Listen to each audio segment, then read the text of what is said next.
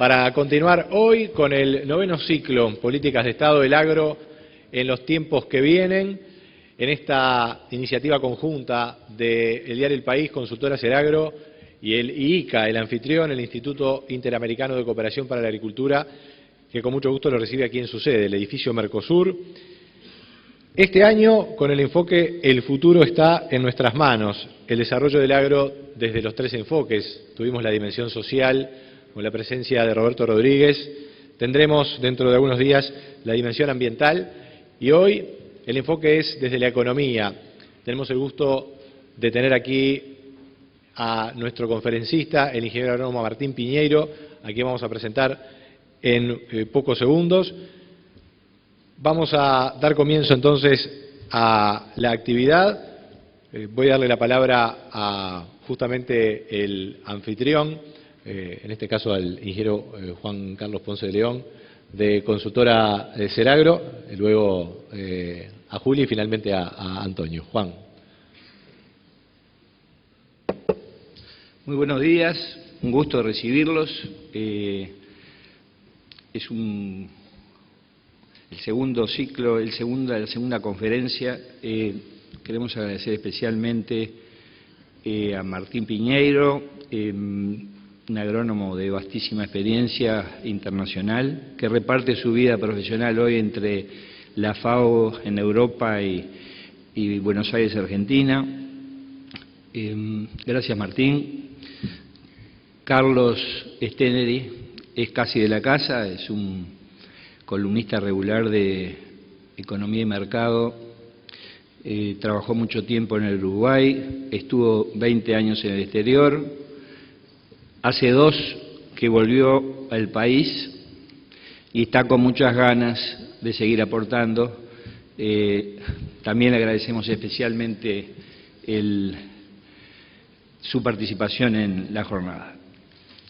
Mario Mondelli es un economista joven, casi de casualidad aparece sustituyendo a nuestro amigo Carlos Paulino, a quien le damos especialmente un saludo y una pronta recuperación. Sabemos que está en su casa. Carlos fue quien nos dio el nombre de Mario Mondelli, que es un economista joven. Me dice, es una persona joven, está trabajando conmigo en OPIPA, es una persona que se especializó, estudió mucho en el exterior, es un doctor en economía, y sobre todo es un economista joven con muchas ganas de aportar algo que todos los que pasamos como profesionales jóvenes en nuestra vida, después de prepararnos, tenemos ganas de volcar ese cúmulo de estudio y en el país el cual nos potenció. Estamos en la jornada de dimensión económica, así la ubicamos. ¿Cuál es la inserción que nos imaginamos del Uruguay en este mundo tan cambiante y de oportunidades? En los últimos años el mundo se ha caracterizado en forma esquemáticamente por 2 o 3 aspectos que yo quiero destacar. Uno es la explosión del sudeste asiático, especialmente con un eje en China, demandando muchos alimentos, creciendo a tasas muy altas, y a partir de los cambios en los hábitos alimenticios generan una base de demanda firme al futuro. Vinculado a esto, los precios de la mayoría de las producciones del Uruguay en forma persistente y sostenida han venido creciendo. Y el tercer aspecto que me parece importantísimo es, está ligado al drama político que vive Estados Unidos y Europa. Las tasas de interés de referencia internacional están extremadamente bajas y seguramente estén bajas durante mucho tiempo. Eso da un marco externo extremadamente positivo y de oportunidades. En el Uruguay, si bien estamos aprovechando, a mí en lo personal me queda la sensación de que podríamos estar haciendo mucho más cosas. Tenemos este equipo de especialistas que seguramente nos ayuden a visualizar cuál es el escenario futuro y seguramente nos ayuden a definir un rumbo para las cosas que todavía están pendientes de hacer. Les agradecemos su presencia y ojalá salgamos todos con un poco más de elementos para el futuro. Gracias. Muchas gracias, Juan Ponce de León, director de Consultora Seragro. Le damos la palabra a Julia Rodríguez Larreta, directora del diario El País. Bueno, muy buenos días a todos, y hoy con mucha razón lo de buenos días. Estamos aquí en este 9º año de cuando empezó un proyecto que iniciamos junto con Seragro y con ICA, porque el diario El País siempre ha pensado de que aquello de que el Uruguay se salva con el agro o con él perece, una frase que se instaló entre nosotros hace muchos años, tenía mucha gravitación, y hoy en día se ve que cuán acertada era esa idea y ese mensaje. Y es con esa inquietud que nos propusimos sumar a todo lo que para el país significa el agro, organizando estas conferencias que pudieran aportar conocimiento, que pudieran aportar al debate, y así es que tratamos siempre de invitar gente que sabemos que tiene un gran valor y mucho para dar. En este caso es Martín Piñeiro, un hombre muy reconocido en el medio, y esperamos que realmente les sirva esta jornada matutina. Muchas gracias. Gracias, Julia Rodríguez Larreta. Le damos la palabra al economista Antonio Donizetti, que es el representante del ICA aquí en Uruguay, el anfitrión además por estar en el edificio Mercosur. Antonio, buenos días. Muchas gracias, Nicolás. Buenos días a todos y a todas. En nombre de la oficina del ICA en Uruguay y mi propio, yo quisiera darles la más cálida bienvenida y agradecer la presencia de todos ustedes en esta segunda jornada del 9º ciclo de conferencia 2012, que tiene como título El futuro en nuestras manos. Y yo aprovecho también para agradecer una vez más a la administración del edificio Mercosur por la gentileza de ceder este hermoso salón de conferencia para esta segunda jornada del ciclo. Como já foi comentado acá, na primeira jornada tivemos a presença do ex-ministro de Agricultura de Brasil, Roberto Rodrigues, e atual embaixador da FAO para o Ano Internacional do Cooperativismo, que hizo uma apresentação sobre a dimensão social, com ênfase no papel, no rol que juega o cooperativismo em uma economia mais justa e solidária. E nesta segunda conferência vamos a contar com a presença do Dr. Martín Piñeiro, que vai falar sobre a dimensão econômica. E como vocês podem ver na pantalla, o Dr. Martín Piñeiro tem uma larga trajetória na área agrícola, ocupando diversos cargos no governo argentino e em organizações internacionais. Eu não vou repetir o currículo do Dr. Piñeiro, mas eu queria destacar especialmente o hecho de haber sido o diretor-geral do ICA por 8 anos, desde 1986 a 1994. Dr. Martín Piñeiro foi elegido justo acá em Montevideo durante a RIA, a Junta Interamericana de Ministros de Agricultura del ICA, que é o órgão máximo de governo do Instituto. E como já les havia comentado na primeira jornada, a presença de Dr. Martín Piñeiro acá, neste ciclo, tem uma importância especial para o ICA, porque o ICA cumpre exatamente este ano, em 2012, 70 anos. lo que es un hito para nuestro instituto. Y aprovecho para comentar que la administración de Dr. Martín Pinheiro, en ICA, ha sido responsable por muchos de los logros que se han alcanzado en estos 70 años. Menciono que bajo su liderazgo fue implementada una política de modernización del instituto bajo los parámetros hoy vigentes de competitividad, sustentabilidad y equidad. Y pensar estratégicamente la agricultura, como estamos haciendo en este ciclo, fue una constante en la administración Pinheiro en el ICA, que creó diversas instancias para discutir estratégicamente para dónde iba la agricultura en el hemisferio y la agricultura mundial. Y aprovecho para comentar que la actual administración del ICA, liderada por nuestro director general Víctor Villalobos, está comprometida en recuperar la capacidad de pensar estratégicamente el agro en nuestra región, para apoyar mejor a los países en sus políticas de desarrollo del agro.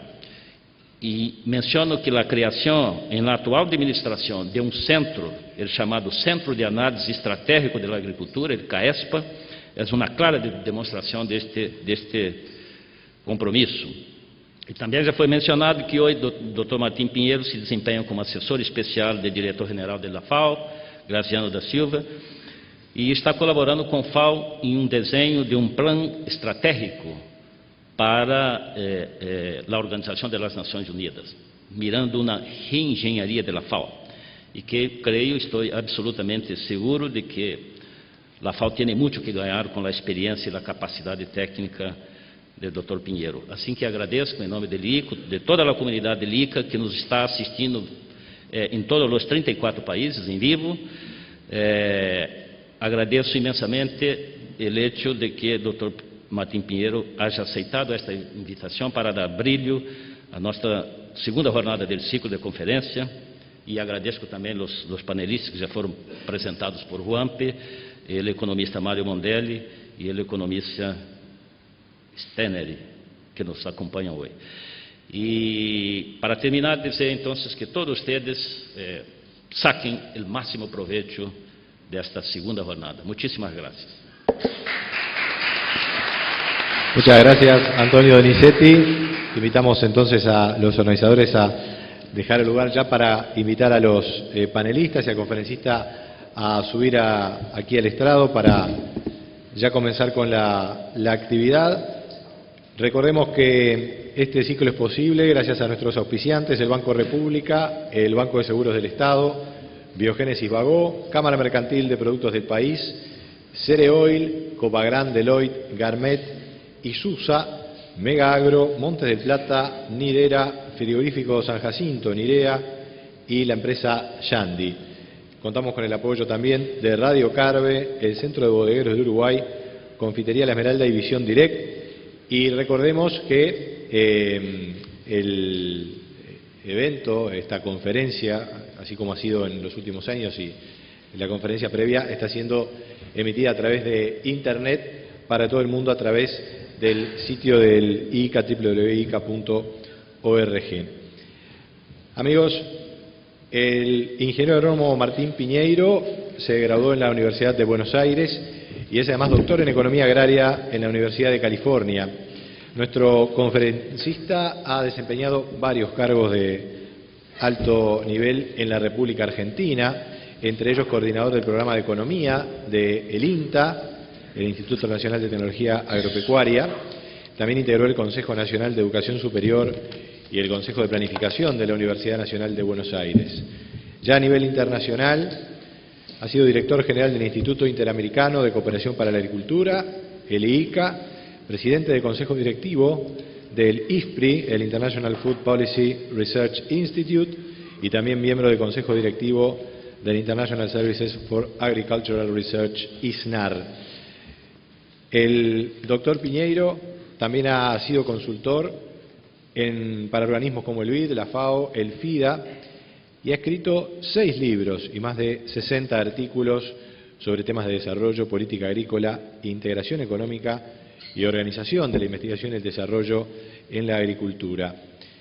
ha sido y es empresario además, productor agropecuario, y es un gusto tenerlo aquí con nosotros. También, por supuesto, le damos la bienvenida a Carlos Steneri y a Mario Mondelli, quien vamos a presentar más en detalle más adelante. Al doctor Martín Piñeiro, muchísimas gracias. No sé, Martín, si quieres hacer la presentación desde allí o haces uso... Sí. Es mejor desde allí. Bienvenido, muchas gracias.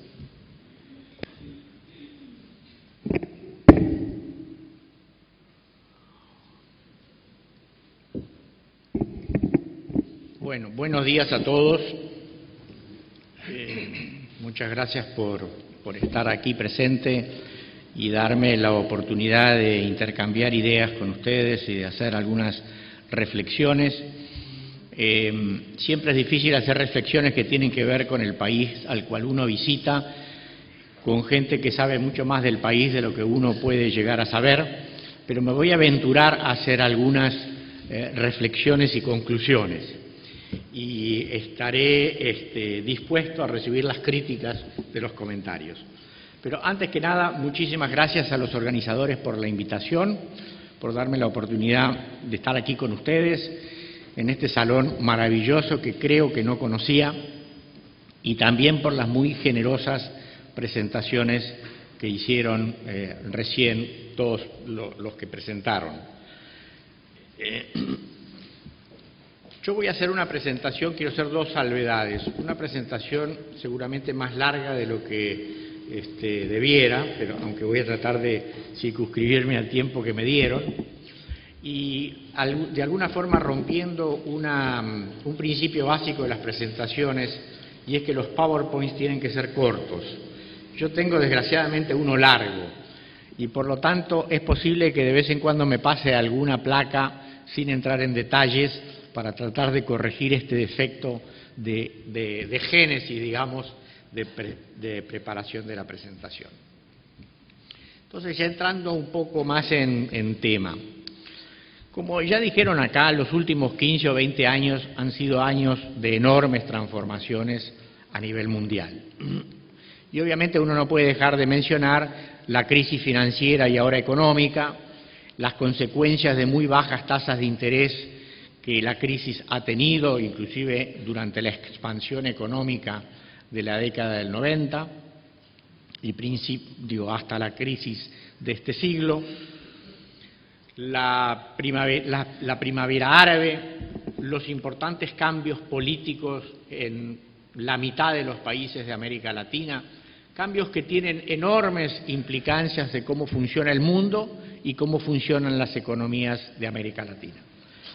Pero yo me quiero ocupar de algunas transformaciones que me parecen importantes para el tema que nos preocupa, que es el sector agropecuario y, si se quiere, la inserción del Cono Sur en el mundo, pero en el mundo agropecuario, en el mundo agroalimentario, y también en particular Uruguay. Y esa es una de las principales consecuencias o conclusiones a las cuales voy a llegar, y es que me parece que Uruguay no es lo mismo que Argentina y Brasil cuando uno piensa la inserción internacional. Entonces voy a desarrollar, yo tenía un aparatito acá para cambiar, bueno, perfecto. Voy a hacer la presentación alrededor de 4 capítulos, digamos. Primero voy a hablar de esas, ¿acá al medio o al costado? Al costadito, sí. Al costado. Ah, perfecto. Completa ahí, va a cambiar. Sí, ok. Vamos para atrás. Muy bien, gracias. Las transformaciones, 5 o 6 transformaciones mundiales que me parecen importantes desde el punto de vista del tema que nos ocupa. Segundo, de alguna manera, cómo esos cambios han determinado un cambio estructural en el consumo de alimentos y, por lo tanto, y más aún, en el comercio internacional de alimentos, es decir, la demanda internacional. Tercero, voy a incursionar con alguna prudencia y algún temor sobre algunos datos de lo que ha estado pasando en el Uruguay, porque eso me permite ir al cuarto tema, que entonces es hacer algunas reflexiones sobre que me parecen importantes tener en cuenta cuando uno piensa sobre el futuro agroalimentario del Uruguay y su inserción internacional. Entonces, yendo al primer tema, algunos cambios en el contexto internacional.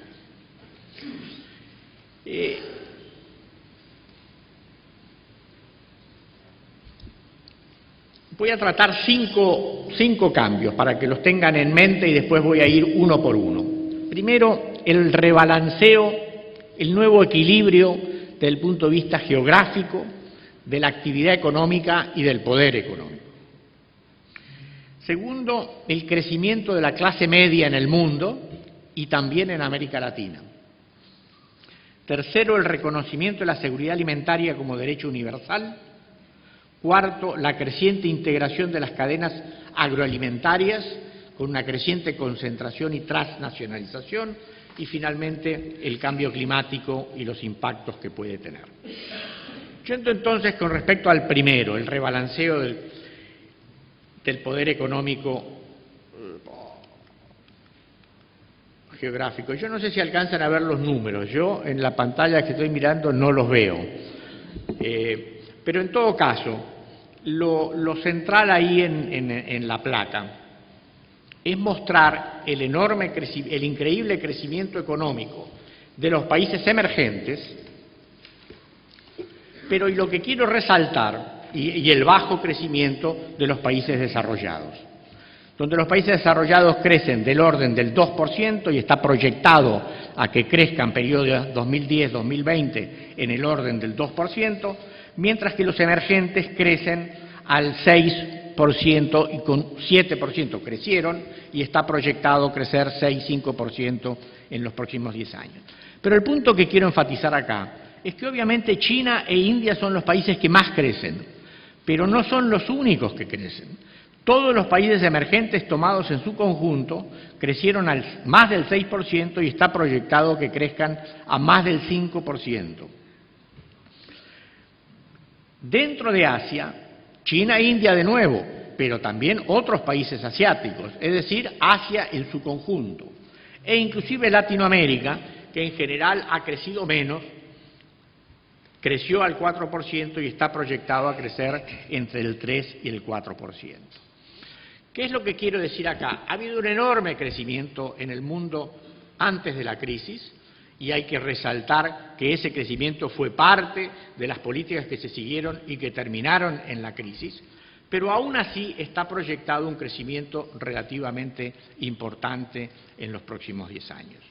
Y eso lleva a un resultado final en el cual la participación de los países desarrollados en el PBI mundial pasa de más del 65% a menos del 50% en 15 años, del 2000 al 2015, obviamente proyectado al 2015. Y esto implica un nuevo escenario, un nuevo partido de ajedrez en términos de poder económico, de negociaciones internacionales en general y particularmente del comercio internacional agrícola.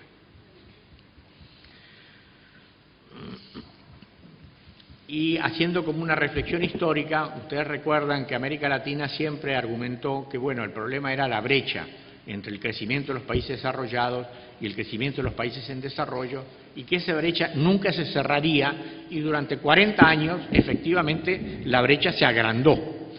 Bueno, en los últimos 10 años la brecha se ha comprimido notablemente, y la proyección es que en los próximos 10 años se va a comprimir aún más. Y por lo tanto cambia totalmente la relación política y económica entre el mundo en desarrollo y el mundo desarrollado. Segundo tema, el crecimiento de la clase media en los países emergentes. Ustedes saben la cifra, siempre se dice, bueno, en China hay 300 millones de personas que tienen un consumo equivalente a la clase media de los países desarrollados. Yo no tengo una cifra equivalente en América Latina, pero Brasil ha hecho maravillas, Chile ha hecho maravillas, inclusive Argentina, con el deterioro económico de la Argentina, el crecimiento de la clase media baja, si se quiere decir, es decir, el crecimiento de los pobres a un consumo distinto es bastante impresionante. Eso es consecuencia de este crecimiento diferencial que hemos tenido en los últimos 10 años, pero también es consecuencia de las políticas económicas dirigidas a la redistribución del ingreso, seguido por países como la China, la India, algunos otros del sudeste asiático y también América Latina. Y Brasil y México y Chile como ejemplos bastante importantes entre los países grandes, digamos, donde las políticas económicas de redistribución tuvieron un efecto muy significativo. Este crecimiento de la clase media, con hábitos de consumo distintos, más dirigidos a productos de origen animal y con dietas occidentalizadas en el sudeste asiático, explican en gran medida no solo el aumento cuantitativo de la demanda, sino también cambios cualitativos en la demanda. Tercero, el reconocimiento de la seguridad alimentaria como derecho universal. Esto es un tema que se ha discutido durante años, pero ahora en Río+20 finalmente se incorpora por primera vez en un documento que es un acuerdo entre los 195 países o 193 países que forman parte de las Naciones Unidas. Este reconocimiento tiene, me parece a mí, va a tener un impacto sobre las políticas nacionales y el gasto público en alimentos.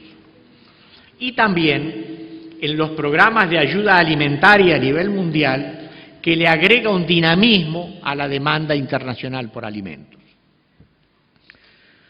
Finalmente, cuarto, la creciente integración de las cadenas agroalimentarias.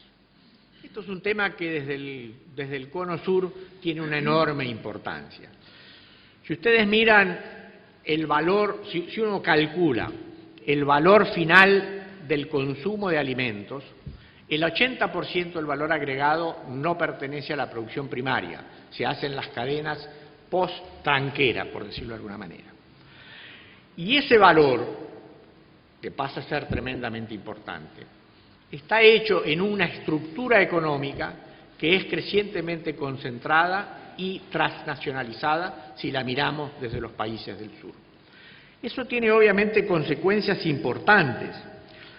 Primero, en términos simplemente de poder económico y transparencia del mercado a nivel de cada uno de nuestros países. También de cómo se distribuye el excedente económico entre países, en el sentido que los países que dominan las cadenas agroindustriales se quedan con la parte más importante de la torta y hay un riesgo de que esto crezca en el futuro. Tercero, aparecen los estándares privados y el comercio intrafirma, ambas cosas que implican una erosión de los acuerdos multilaterales de comercio. Y finalmente, presenta un dilema para nosotros, para los países agroalimentarios, exportadores, en el sentido de decir, para exportar hay que engancharse progresivamente, o es cada vez más importante engancharse en las cadenas internacionales de valor. Pero para eso es necesario tener cadenas nacionales de valor, es decir, agroindustrias importantes que se puedan enganchar en esas cadenas internacionales. Y eso implica aceptar una cierta concentración en el sector industrial y comercial. Y eso tiene todo un conjunto de consecuencias económicas y políticas en cada uno de nuestros países. Y me parece que eso es un tema central para los países del Cono Sur. Y finalmente el cambio climático que tiene toda clase de impactos, pero que tiene dos que me importan resaltar. Uno, que impone progresivamente restricciones al patrón tecnológico que podemos usar. Es decir, una agricultura intensiva, basada en fertilizantes y agroquímicos, etcétera, es cada vez menos posible. Y va a haber que pensar en un patrón tecnológico más ecológico, por decirlo de alguna manera, y esto tiene consecuencias sobre la capacidad de producción y los posibles incrementos de productividad. Y segundo, que es posible que en el futuro, pero en el futuro me parece a mí inmediato, haya intentos de imponer restricciones no arancelarias al comercio basada en condiciones, en requisitos que reconozcan la huella del carbono o que cada vez sea más exigente los temas vinculados a la contaminación de agroquímicos, etcétera. Y esto impone restricciones al patrón tecnológico que nosotros podamos usar, pero también requiere una política comercial muy, muy especial y muy exigente. Todos estos temas me parece que están en la base de la reflexión que nosotros podamos hacer en términos del futuro agroalimentario de los países del sur. Es importante que los pensemos con cuidado, que los entendamos con precisión, porque eso va a definir las estrategias que sigamos en términos del desarrollo agropecuario y de nuestra inserción internacional. Yendo al segundo tema,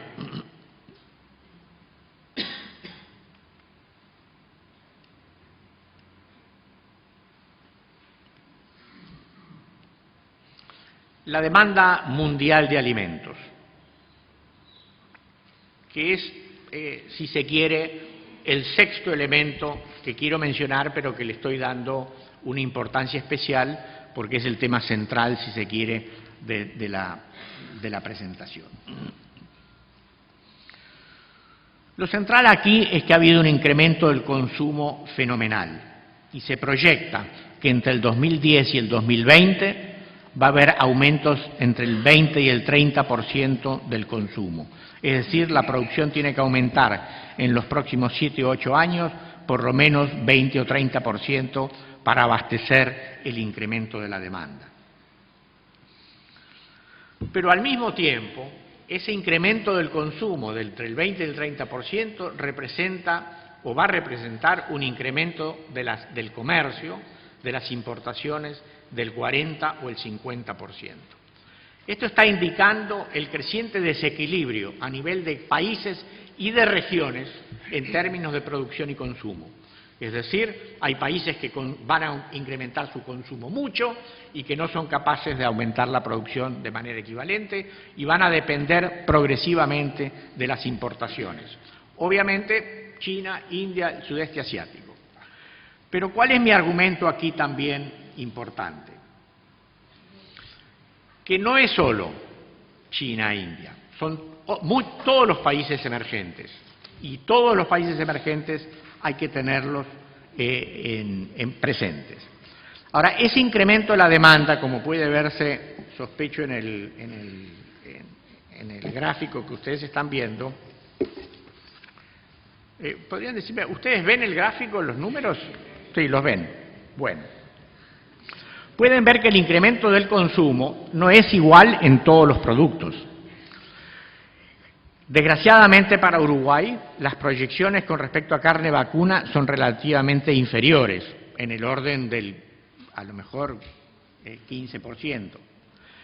Mientras que la carne aviar aumenta más del 30%, está proyectada, la leche fluida aumenta mucho más del 20%, los granos menos, las oleaginosas más. Es decir, el incremento de la demanda es muy importante, pero es más importante en algunos productos, menos importantes en otros productos. Y eso obviamente va a tener algunas consecuencias también sobre los precios que se proyectan. Si vemos las proyecciones, las consecuencias que eso tiene desde el punto de vista de los precios, pero a lo mejor primero hay que decir algo con respecto a la oferta. Porque la proyección es que la demanda sube 20, 30, 40% según los productos y la oferta, por el contrario, va a tener algunas limitaciones. Algunas limitaciones que están basadas en tres cuestiones. Una, el progresivo agotamiento de los recursos naturales a nivel mundial. Y quiere decir, no agotamiento, el agotamiento en términos económicos, queriendo decir, puede haber expansión de la frontera agrícola, pero cada vez con costos más altos, con requerimientos de inversión en infraestructura más importantes, etc. Es decir, puede haber expansión de la frontera, pero con limitaciones. Puede haber aumento de la productividad, pero con las limitaciones que ya mencioné. Y por lo tanto, se hacen cada vez más difíciles. Y además, porque ha habido, entre el 80 y el 90, subinversión en el sector agropecuario, acompañando la idea de que en todo caso la oferta mundial siempre iba a acompañar a la demanda y que de alguna manera también la idea de que el sector agropecuario era menos importante que el sector industrial y que el crecimiento debía basarse en el sector industrial. Esto ahora estamos sufriendo las consecuencias. Y las expectativas son de que la oferta tenga dificultades de acompañar a la demanda. Y por lo tanto, los precios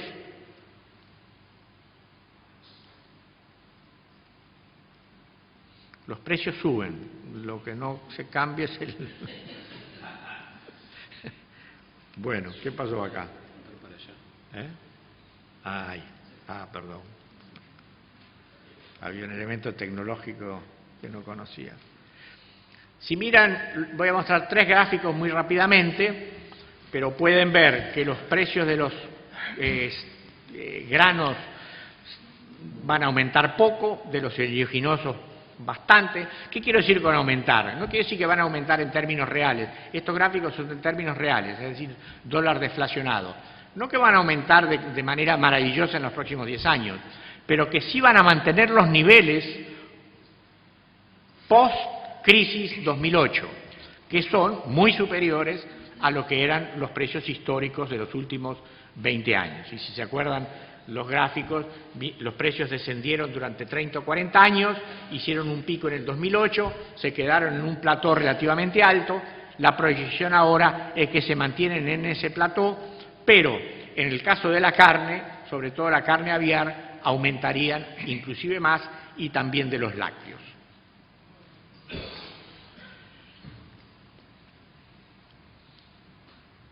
Y aquí la pregunta a la cual voy a ir después es, bueno, la gran pregunta es, ¿estos precios se mantienen o no?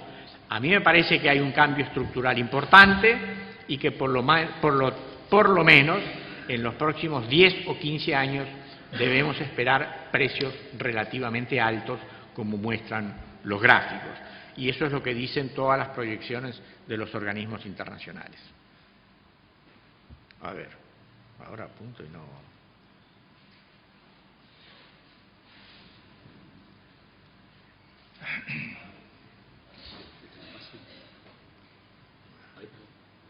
Sí, pero no se mueve. A ver si vos tenés mejor... ok. Habiendo dicho gran aumento de la demanda, seguramente incremento de los precios. Pero, ¿dónde va a estar ubicada geográficamente la demanda? Y me importa mencionar eso para alguna de las conclusiones o reflexiones que voy a hacer al final. Ustedes pueden ver en el cuadro que el incremento de la demanda está absolutamente del consumo, y por lo tanto de la demanda en el sentido global, no de importaciones, está muy concentrada en los países emergentes. Los países desarrollados, la OECD, digamos, tiene pequeños aumentos esperados. Pero, si vamos a ese gráfico,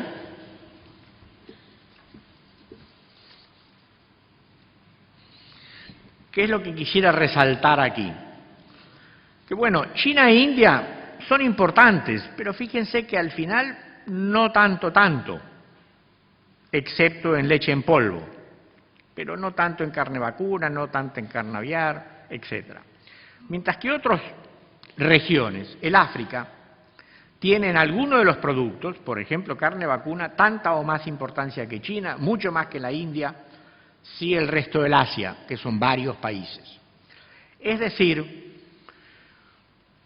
y lo mismo, similarmente en términos de origen los productos de origen vegetal, donde de nuevo fíjense que los emergentes tienen 70-80% del porcentaje del incremento en el consumo mundial, pero de nuevo regiones como el África y sobre todo el resto del Asia tienen una gran importancia.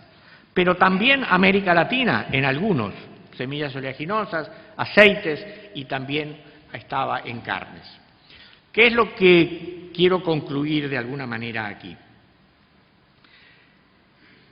Que China es muy importante, pero me parece que nosotros no nos debiéramos encandilar con China. que el sudeste asiático en su conjunto, digamos el Asia en su conjunto, sí es tremendamente importante, pero hay otros países en conjunto que son tanto o más importantes que la China. Y que el África y América Latina siguen siendo siguen siendo centros de demanda muy significativos. ¿Pasamos a la siguiente? ¿Y la siguiente? No, la anterior.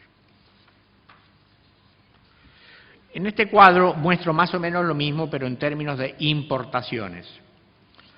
¿Cuánto representan? ¿Cuánto van a representar? En términos de importaciones, los países emergentes. Y fíjense que en carne vacuna es apenas más del 50%, pero en leche en polvo 90% y en todos los otros arriba del 60%.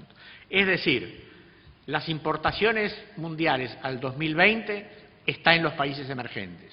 Y dentro de los países emergentes, China cuenta, pero ni por cerca es el elemento importante, excepto en oleaginosas.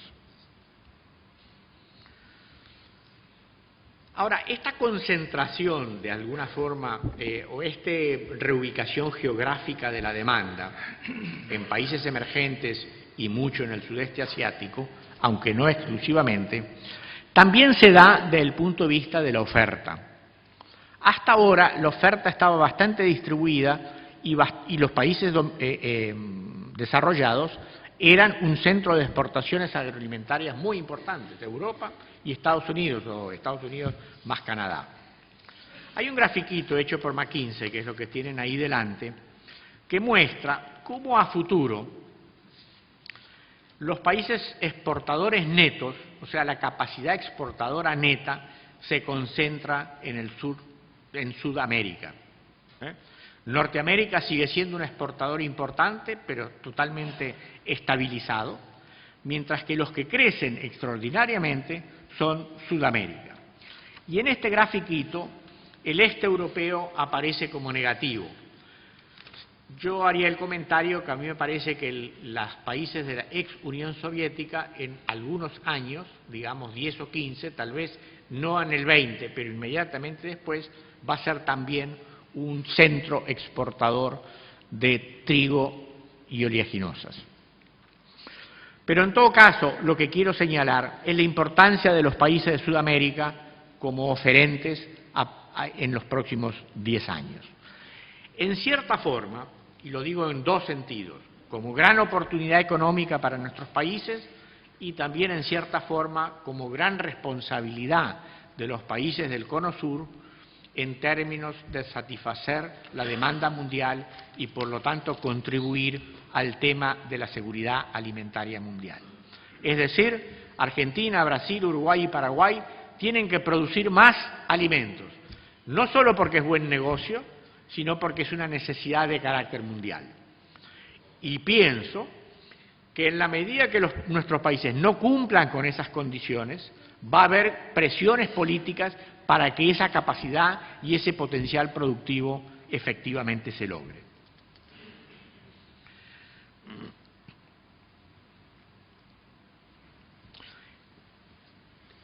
Todos estos datos y gráficos que he mostrado hasta ahora me parece que llevan a dos preguntas principales.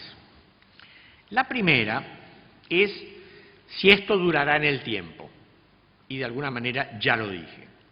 Me parece que todos los datos indican que acá hay un cambio estructural, que no es un cambio coyuntural, sino es un cambio estructural, de incremento de la demanda, de dificultades de la oferta, de reubicación geográfica de la oferta y de gran oportunidad para los pocos países en el mundo que tienen potencial productivo escondido todavía. Y esos son centralmente, como muestra el gráfico, los países del Cono Sur. Si los precios altos van a estar 10, 15, 20 años, después de 20 años vaya uno a saber, pero 20 años, quiere decir que hay un cambio estructural que también cambia la imagen que América Latina o los países del Cono Sur tuvimos con respecto al potencial agropecuario. Es decir, siempre se pensó que los precios venían cayendo, que los términos de intercambio se deterioraban y que por lo tanto teníamos que salir a buscar otras actividades económicas. Me parece que este cambio estructural nos muestra que ese análisis a lo mejor fue cierto, pero ya no lo es, y que a futuro las oportunidades del sector agroalimentario y agroindustrial son distintas de las que fueron en el pasado. Y esto es todo un nuevo partido, ¿eh? Me parece que empieza un nuevo partido y tenemos que pensar nuestra estrategia de desarrollo y nuestra estrategia de inserción internacional bajo esta nueva perspectiva. Entonces quiero mostrar con alguna prudencia y, como dije, algunos datos sobre Uruguay, no porque ustedes no los conozcan, que seguro que los conocen, pero simplemente para resaltar unas poquitas cosas.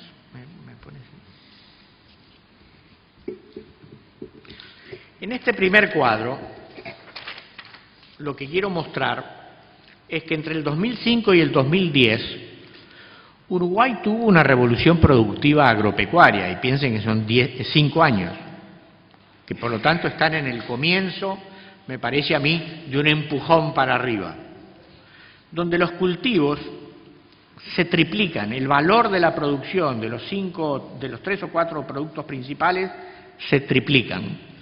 Eso es un fenómeno no visto comúnmente en ningún sector productivo y en ningún país del mundo, ¿eh?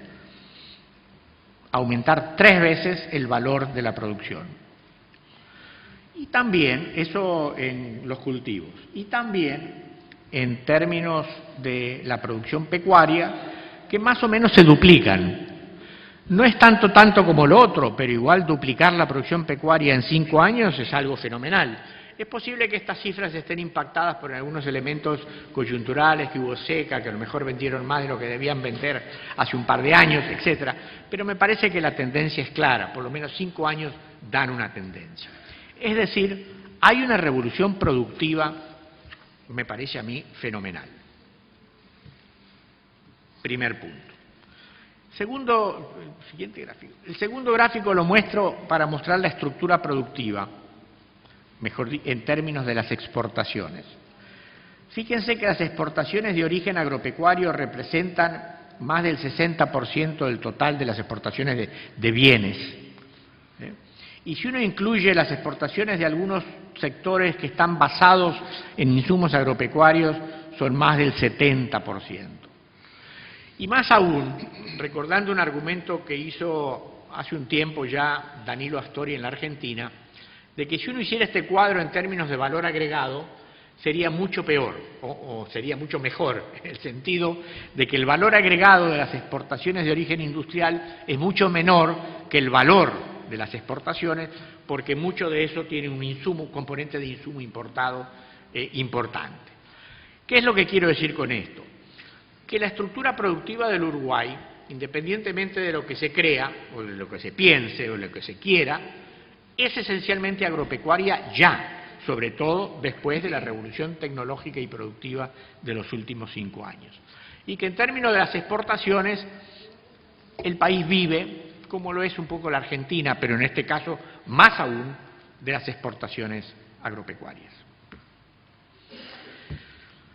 Ahora, de esas exportaciones, ¿quiénes son los socios comerciales? Si ustedes miran las exportaciones totales, y ahí hay un pedacito que no pude corregir el cuadro porque ya me alertaron que ahí está lo que es la zona franca, que sí podríamos saber a dónde van lo de la zona franca, pero no tuve tiempo de hacer la corrección, aunque me enviaron algunos datos que sí usé parcialmente para otro gráfico. Pero ustedes pueden ver que las exportaciones agropecuarias están bastante diversificadas si las tomamos en conjunto. Es decir, no hay especialización en términos geográficos, y eso es bueno. Ahora, si miramos en términos de cada uno de los productos, en términos de De trigo sí hay especialización en el África y en Brasil. En el arroz hay alguna especialización, pero no mucho. Y en la soja sí hay especialización geográfica porque China es más del 80%. Entonces ahí hay una alerta, pero una alerta no tan importante porque ustedes exportan productos primarios esencialmente y ahí son commodities. Y es lo mismo exportar aquí o allá. Si en China cerrara el mercado, como se lo cerró Argentina el año pasado, hace 2 años, pues se exportó a otros lados. Digamos, las commodities son muy ubicuas en el comercio internacional. No tanto así en carnes, donde hay todo un trabajo importante, o en lácteos, donde las exportaciones no son realmente commodities. Se exporta a clientes y hay que hacer toda una tarea de desarrollo del mercado. Pero afortunadamente, aquí en carnes y en lácteos, ustedes no están especializados. Exportan muy diversificadamente a muchos países. Y quiero señalar también que ninguno de los importadores que ahora se venden como el futuro son importantes compradores. Que mucho de su mercado es Brasil, pero también Europa, algo Estados Unidos, mucho Europa, algo Estados Unidos y otros países del mundo. Es decir, están diversificados y me parece que eso es muy bueno y hay que hacer un esfuerzo para mantenerlo. Bueno, esto es el cuento numérico, por decirlo de alguna manera.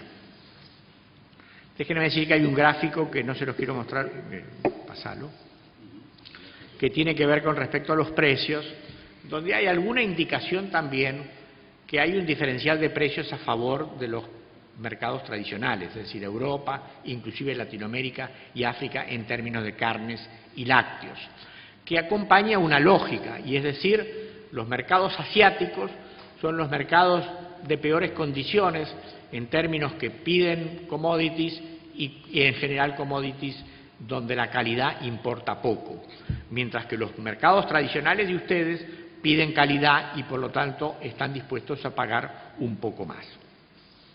Entonces, con estos datos, ¿cuáles son algunas reflexiones que me gustaría hacer y ahora sí para terminar? Primero, reenfatizar que el Uruguay ya es un país absolutamente agrario y que a lo mejor eso en el 70 era algo para preocuparse y me parece que en el 2000 es algo bueno. Que el único tema que queda pendiente es ese tema de si el sector agroalimentario es capaz de generar suficiente actividad económica y empleo para dar una estructura de empleo y de actividad económica suficientemente equilibrada. Y obviamente si solo hacemos producción primaria no lo es, pero si hacemos producción de alta calidad, muy tecnificada y con valor agregado industrial, o sea, agroindustrializamos la producción, seguramente que sí. Y el seguramente tiene un dato empírico que lo apoya, y es si uno mira Nueva Zelanda, que es el país, me parece a mí, ejemplo para Uruguay, y en cierta medida Australia también, antes del descubrimiento de la minería, son países que pudieron desarrollarse muy eficazmente basándose en un sector agropecuario muy competitivo y agroindustrializado. Segunda reflexión es, bueno, ¿cómo nos insertamos a nivel mundial? A mí me parece que la región, Argentina y Brasil, no tienen más remedio que tratar de reubicarse y orientarse hacia el sudeste asiático, porque son países de exportaciones de gran volumen de exportación. Y en cierta forma una parte importante del mercado, sobre todo en soja, pero también en otros productos, va a estar en el sudeste asiático. Pero ¿es cierto eso para Uruguay? Bueno, a mí me parece que de pronto no tanto, porque el gran potencial, me parece, de Uruguay es ser un país relativamente pequeño y por lo tanto no incidir tanto en el comercio internacional desde el punto de vista del volumen, pero sí con antecedentes y con una cierta reputación de calidad e inocuidad.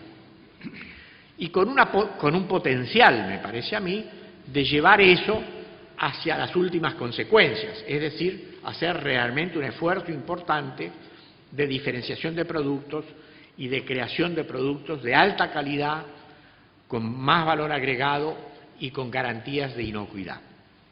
Es decir, que responden a todos los condicionamientos y todos los estándares que se están definiendo en el comercio internacional, inclusive a lo mejor acompañando los estándares privados.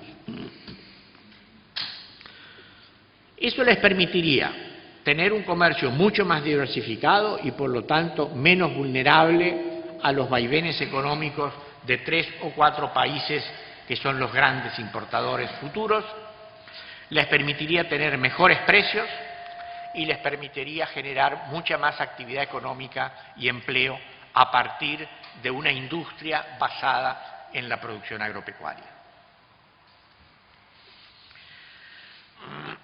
Ahora, si esa es la estrategia razonable para Uruguay de inserción internacional y de desarrollo del sector agropecuario, obviamente eso no va a venir solo. Eso requiere un enorme esfuerzo que tampoco puede ser hecho solo por el sector privado y que obviamente no puede ser solo hecho por el Estado, que requiere un trabajo conjunto Estado-sector privado que permita la definición de un patrón tecnológico competitivo que dé una gran competitividad internacional, que permita definir normas y estándares de calidad, de inocuidad, etcétera, que requiere un acuerdo sector público, sector privado, y la capacidad de implementarlo al nivel del sector privado de la producción primaria. Esto requiere un enorme esfuerzo de construcción institucional y requiere seguramente un gran esfuerzo de inversiones privadas y de inversiones públicas, y a lo mejor un redireccionamiento de la asignación de la inversión pública hacia el futuro. Estas son las principales reflexiones que quería hacer. Pido excusas por haberme aventurado en hacer reflexiones a lo mejor normativas en un país que no es el mío, pero la única intención es generar un poco de discusión y de reflexión, e inclusive de darle elementos relativamente fáciles de crítica a los comentaristas. Muchas gracias.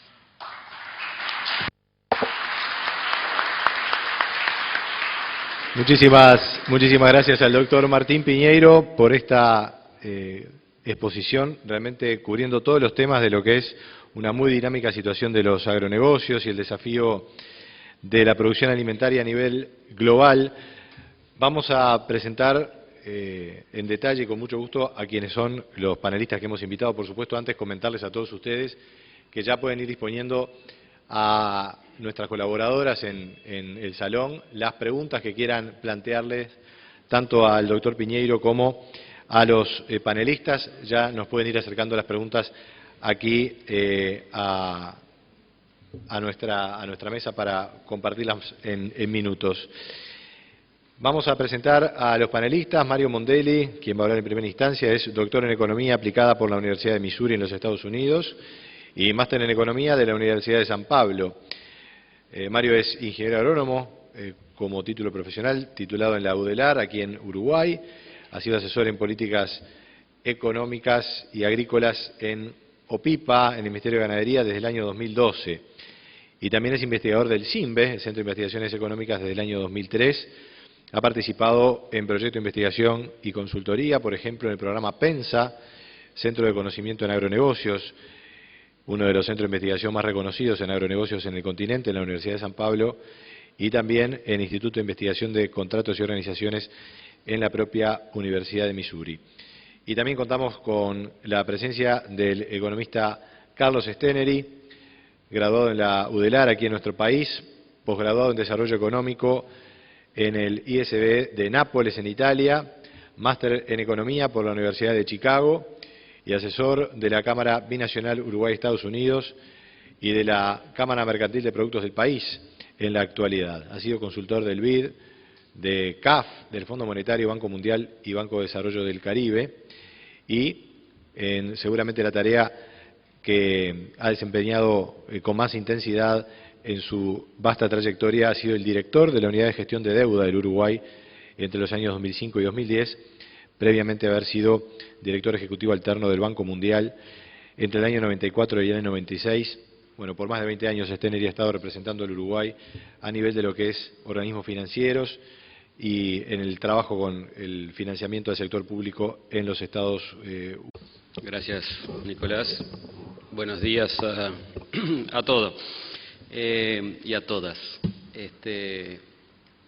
Un privilegio estar en este panel, un privilegio escuchar a Martín Piñeiro y algunas de las reflexiones que nos dejan grandes desafíos y las preguntas o las interrogantes que colocó creo que marcan una agenda de trabajo muy importante. Yo voy a hacer reflexiones en torno a dos interrogantes, pero primero aclarar, yo desde este año me integré al equipo de la Oficina de Programación y Política Agropecuaria del Ministerio de Ganadería, trabajando de cerca con Carlos Paulino, quien iba a estar aquí en primera instancia. Estas reflexiones las he venido discutiendo con Carlos Paulino, con quien hace tiempo tenemos una larga relación en temas en trabajos e investigación, pero bueno, claramente son a título personal y me excuso o excuso a los demás de mis apreciaciones. Eso me da más libertad para compartir estas reflexiones. Los dos temas que intentaré cubrir es, primero, una pregunta clave, creo que tiene mucho que ver con el espíritu de este ciclo, el futuro en nuestras manos, y es cómo estamos aprovechando este contexto de precios elevados de alimentos para construir capacidades competitivas de largo plazo. Yo creo que es un desafío clave, es una interrogante. Voy a intentar responder o ilustrar algunas cosas, pero creo que es una pregunta que tiene que quedar sobre la mesa. Y el segundo punto es qué tipo de desarrollo, en términos de inserción comercial, pero también qué tipo de desarrollo estamos siguiendo, aprovechando esta coyuntura. Con respecto al primer punto, cómo estamos aprovechando el contexto internacional y qué estamos haciendo para construir capacidades competitivas de largo plazo. Algunos indicadores básicos creo que ya fueron cubiertos en torno a la inserción comercial, la importancia y la profundización del perfil agroexportador de Uruguay, el país más agroespecializado del Mercosur. Cambian un poco la importancia relativa de los rubros de exportación agropecuaria y agroindustrial, pero en cualquier caso esos aspectos, de alguna forma, yo creo que esas estadísticas no nos ayudan a pensar algunas de las interrogantes que nos plantea Martín Piñeiro, sino que creo que tenemos que ir más allá, o sea, desmenuzar esa matriz agropecuaria, agroexportadora, y entender más esa que es muy heterogéneo, ¿no? Estamos agrupando productos, y creo que para adelante, por el mensaje final, Uruguay es un país agropecuario, agroindustrial, pero dentro de eso hay diferencias importantes y creo que tenemos grandes desafíos de analizar. Ese creo que va a ser el mensaje uno de mi intervención. La Asociación de Exportaciones Agropecuarias e Agroindustriales como de bajo nivel tecnológico es una visión miope, todos podemos coincidir, pero que la arrastramos, y la forma de debatir eso o de superar eso es justamente generar análisis que vayan más allá de eso, no es simplemente decir, bueno, eso no tiene nada que ver hoy en el contexto actual, sino entender mejor qué tipo de inserción estamos teniendo, qué tipo de cambios han ocurrido, qué tipo de matriz exportadora y sobre todo en términos de intensidad tecnológica, la información, que tiene que ver mucho con la capacidad de desarrollar productos de alta calidad, inserción en mercados diferenciados, que fue un poco la última reflexión de Piñeiro. En ese sentido hay algunos indicadores de algunos estudios recientes, uno de ellos encargado por OPIPA, un equipo liderado por Inés Terra, que tiene que ver con los encadenamientos, ¿no? Entender bien cuál es el rol de las actividades agropecuarias y agroindustriales en el resto de la economía, los efectos de derrame. Es un aspecto importante para la sociedad, es un conjunto, pero de análisis para quienes estamos de alguna forma reflexionando sobre las estrategias hacia adelante. El sector agropecuario es el que presenta mayor efectos de difusión sobre la economía en su conjunto, un factor de multiplicador de 6,2, que quiere decir, bueno, cualquier actividad o efecto o shock en la demanda de actividades agropecuarias se multiplica en el resto de la economía. Otros indicadores tienen que ver con justamente la productividad, ¿no? Cómo ha evolucionado la productividad. Lo que fue la instancia de evaluación de las actividades de INEA 2010 arrojó algunos estudios que dan estadísticas interesantes en términos del crecimiento de la productividad de las actividades agropecuarias en Uruguay, que tiene un promedio anual de 2,1% de crecimiento en los últimos 30 años, un poco mayor en los últimos años, y en particular si lo desagregamos en actividades agrícolas, muchísimo mayor. Eso creo que son indicadores a destacar y que nos dan cierta tranquilidad. De la balanza comercial de Uruguay no me voy a detener, pero bueno, es el sostén de la balanza comercial son las actividades agropecuarias e agroindustriales, pero sí hay un capítulo interesante de analizar de estadísticas en lo que tiene que ver a la inversión. La inversión nos da una visión de más mediano largo plazo, ¿no? Que estamos haciendo hoy que nos va a traer resultados en el mediano plazo. Destacar ahí el quiebre de la tasa de inversión de Uruguay, históricamente baja, inclusive comparado con América Latina, a pasar a estándares de 20% de inversión pública y privada anual y un aumento significativo en la inversión extranjera directa, 6 o 7 puntos del PBI. Pero de nuevo, dentro de eso hay heterogeneidad. Entonces, ¿qué tipo de inversiones? ¿En qué sectores? La ley de inversiones en Uruguay ha sido, creo, bastante exitosa en términos de promover inversiones. Y si miramos esos números, el 35% de las inversiones promovidas en el marco de la ley de inversiones son en actividades agropecuarias e industriales, lo que podríamos llamar el agronegocio. Pero es un indicador interesante. 2/3 partes de las inversiones promovidas en este marco son en actividades no favorecidas por el contexto de precios internacional que estábamos analizando hoy.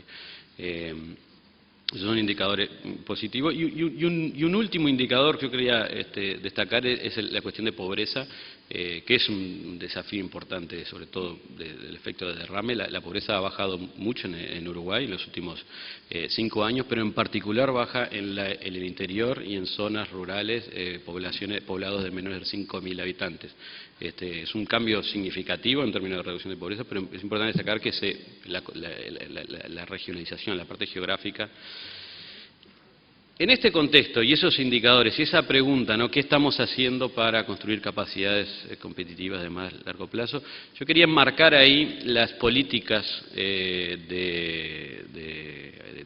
sobre todo en política de ciencia, tecnología e innovación agropecuaria.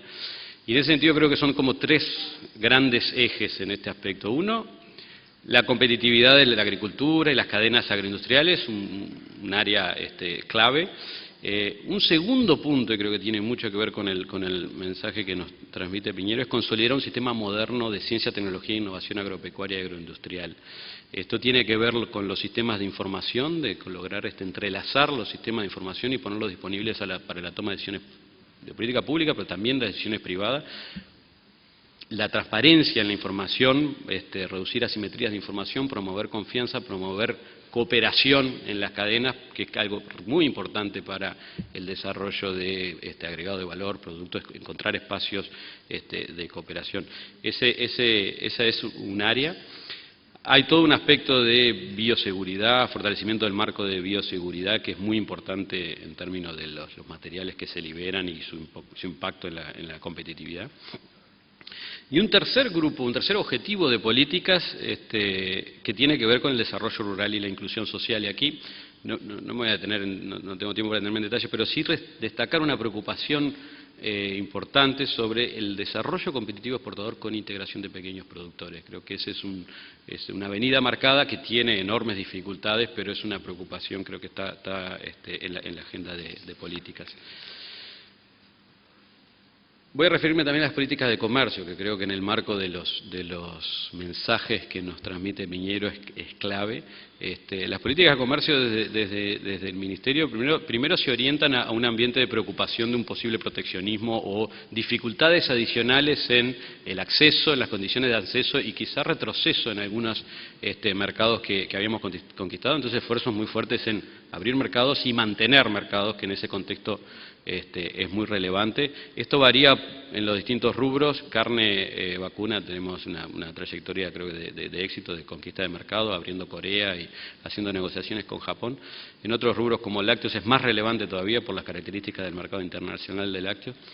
Pero hay un segundo aspecto en términos de la política comercial, una preocupación que tiene que ver con la consolidación de mercados existentes. Sobre todo mercados que tenemos acceso, que no estamos explotando y que quizás se vuelven más estratégicos hacia adelante y en los cuales no tenemos una acumulación, una trayectoria, relaciones comerciales y demás. Asumir de que eso se resuelve espontáneamente creo que es complicado. Y ahí hay, bueno, la plataforma Uruguay 21 son esfuerzos en esa dirección, espacio público-privado, inteligencia de mercado. Creo que ese capítulo, esa parte es va a ser estratégica para Uruguay a reforzar. Y bueno, luego hay una serie de políticas en términos de los recursos naturales, medio ambiente, no me voy a detener, va a ser el objeto de la próxima sesión y hay muchas expectativas, pero sí la visión de una agricultura relacionada, asociada a buenas prácticas, anticipando exigencias futuras en este aspecto que va a ser muy importante. En la segunda interrogante, ¿qué tipo de desarrollo estamos siguiendo? Yo voy a traer aquí algunas reflexiones en torno a lo que es la llamada la maldición de los recursos naturales. Algo que muchos de ustedes lo deben conocer, participaron de debates anteriores muy importantes, pero lo traigo por varios motivos y déjenme explicarlos por qué. Uno, el contexto internacional, las características del contexto internacional, tendencia alcista de precios en materias primas, alimentos, minerales, energía, flujo de capitales, entrada de capitales. Bueno, esos son aspectos que son condiciones para abrir la interrogante de qué está pasando en términos de la maldición de recursos naturales, que la predicción de los efectos, y ha pasado en otros momentos, en otras economías, es la pérdida de competitividad en los sectores de exportación, con excepción del sector de auge. Entonces hay un efecto negativo en otras actividades de exportación y el proceso de desindustrialización. Lejos de traer una visión pesimista, yo creo que ese análisis nos pone sobre la mesa algunas interrogantes y nos obliga a reflexionar y entender qué tipo de cambio que estamos haciendo, que creo que es muy positivo para el pensamiento estratégico hacia adelante. Además de todo, el desafío de la inserción y de mercados, en nuevos mercados para Uruguay, de esos mercados emergentes en los cuales no estamos tan bien posicionados, y el agregado de valor, o sea, avanzar en etapas de procesamiento y demás, tiene que ver con esa interrogante de la maldición de los recursos naturales, en no concentrarnos en exportar productos con bajo valor agregado.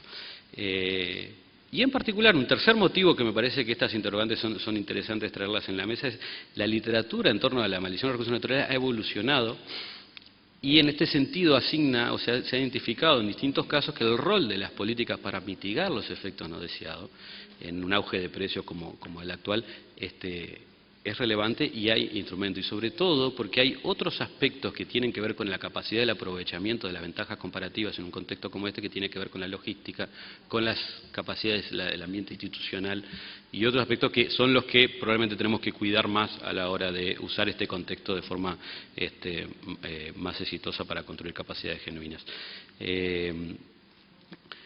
En ese contexto se han desarrollado algunos estudios en el año 2000, en el correr del último año, tanto en Argentina, Uruguay y en Brasil. Los resultados son similares. En el caso de Uruguay lo hizo CIMBE. Y un poco los resultados es que no hay evidencias en torno a un proceso de desindustrialización. Pero claro, Uruguay, la matriz de industrialización tiene mucho que ver con productos agropecuarios. Entonces la industria de origen no agropecuario tiene tradicionalmente, pero las proporciones en el porcentaje del PIB no han cambiado sustancialmente, eso es un primer resultado. O sea que la industria no vinculada al boom de precios de materias primas no ha reducido su participación en el Producto Bruto Interno. Con respecto a la posible primarización de la economía, hay un aumento de las proporciones de exportación, sobre todo de algunos productos agrícolas como carne y granos, pero la concentración, porque aquí lo que importa cuando analizamos este tema de la maldición de recursos naturales, es cómo nos concentramos en algunos productos y cómo nos concentramos en algunos mercados también. La concentración no llega a niveles de riesgo. Pero se resalta en este análisis, aquí es la parte más de cómo va evolucionando la literatura, el progreso técnico. Como decíamos, 46% del producto agropecuario se debe a mejoras de productividad. Estos son aspectos positivos que de alguna forma contrarrestan o despejan las dudas de si estamos cayendo en algún proceso de ese tipo. Y el análisis más econométrico de ese estudio arroja algún resultado de que los cambios o las caídas en el tipo de cambio real son compensadas con mejoras de competitividad. En resumen, yo creo que el mensaje aquí es, debemos ser críticos y seguir de cerca la evolución de las actividades de producción y exportación. Esto del fantasma de la maldición de los recursos naturales, en particular por una economía pequeña y abierta como la uruguaya y una coyuntura internacional como la actual, creo que nos ayuda a pensar, no es algo a descartar, sino a justamente argumentar por qué no estamos creciendo y en qué tipo de desarrollo, qué tipo de inserción exportadora estamos teniendo.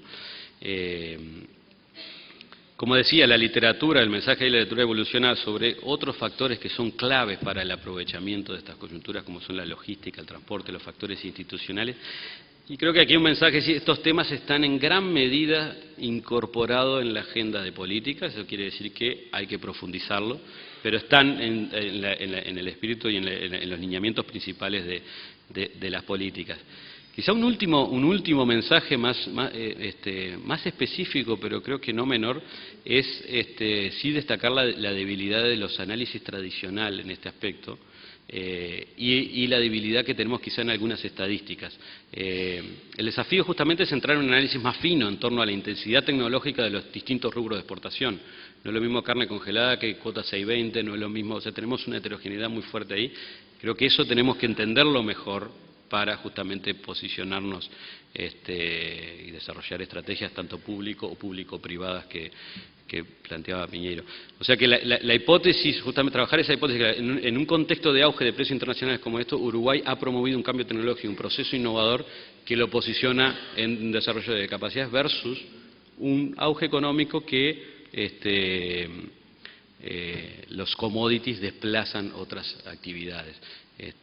O sea, lejos de llegar a la conclusión sí o no, creo que nos da elementos ricos de análisis. El desafío aquí es justamente necesitamos nuevas estadísticas, necesitamos nuevos análisis. Creo que ahí hay algunas luces, o sea, justamente para analizar ese 70% de exportaciones de origen agropecuario agroindustrial, salir de esa gran clasificación y entrar en detalle. Hay algunos indicios y buenas noticias, lo que es la encuesta de innovación de ANI, que promovida por la ANI en el 2010, en 11 rubros agropecuarios. Eso es un paso importante a justamente entender mejor el tipo de cambios que se están dando en este sector agropecuario y agroindustrial. Los estudios de encadenamiento que mencionaba, pero claramente por ese lado hay grandes desafíos, si queremos tener mejores elementos para repensar la estrategia de inserción internacional. Muy bien, muchas gracias, Mario Mondelli. Vamos a darle la palabra ahora al economista Carlos Steneri. Voy a agregar una frase más en el currículum, porque además Carlos es productor agropecuario, así que compone entonces el currículum. Carlos, adelante, gracias por estar con nosotros. Muchas gracias por la oportunidad. Para mí es un verdadero placer poder estar hoy con ustedes. De alguna manera es volver a mis raíces profesionales. La primera mitad de mi carrera profesional estuvo muy conectada con el sector agropecuario, tanto en el sector público como asesorando entidades agropecuarias.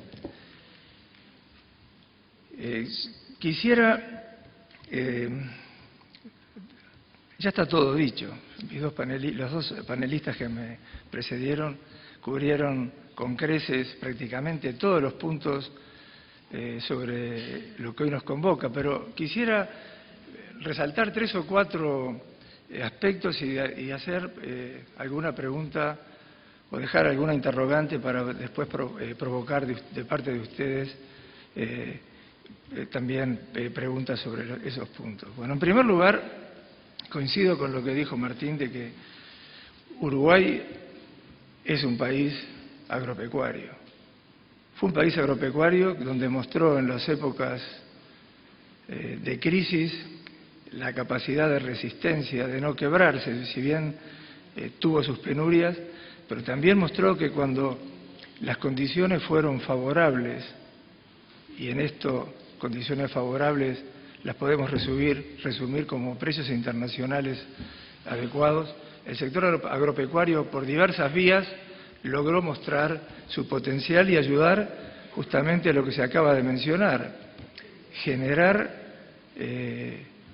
no tan solo mayor valor agregado para la economía, sino también mejorar las condiciones sociales de partes muy importantes del país, detener de alguna forma el despoblamiento rural e inclusive revertir, hacer que mucha gente que se estaba concentrando en las ciudades nuevamente tratara de ir a buscar trabajo a las nuevas actividades que se están desarrollando.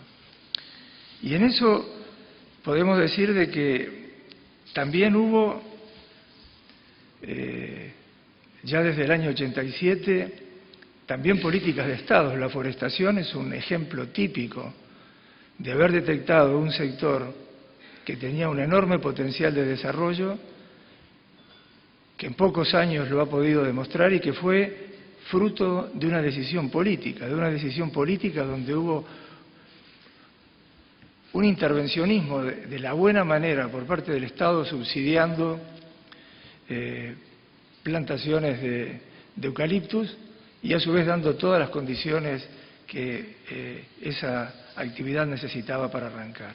Por lo tanto, ese es un punto muy importante que de alguna manera tiene que diluir algo que se ha empezado también en nuestro país muy afín a las modas o a los titulares de que, bueno, es el país de servicios, es agropecuario, el turismo es más importante. No, el país, la actividad turística es y será muy importante, pero el sector agropecuario, sin ninguna duda, creo yo, es y será el puntal de la actividad económica básica del Uruguay. Eso en primer lugar. En segundo punto, que creo que es importante también tener en cuenta, y estoy empezando por atrás en lo que es mi disertación, es que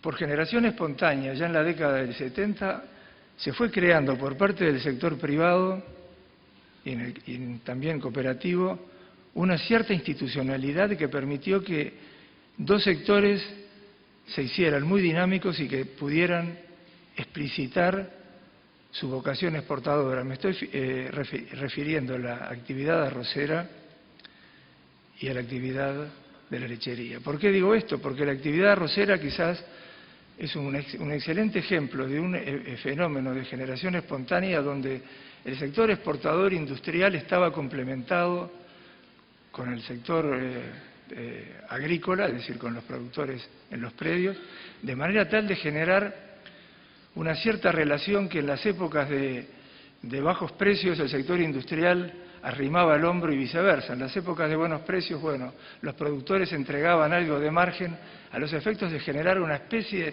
de simbiosis virtuosa que permitiera al sector arrocero poder ir creciendo y volcando, como lo fue tradicionalmente, su producción mayoritariamente al sector exportador.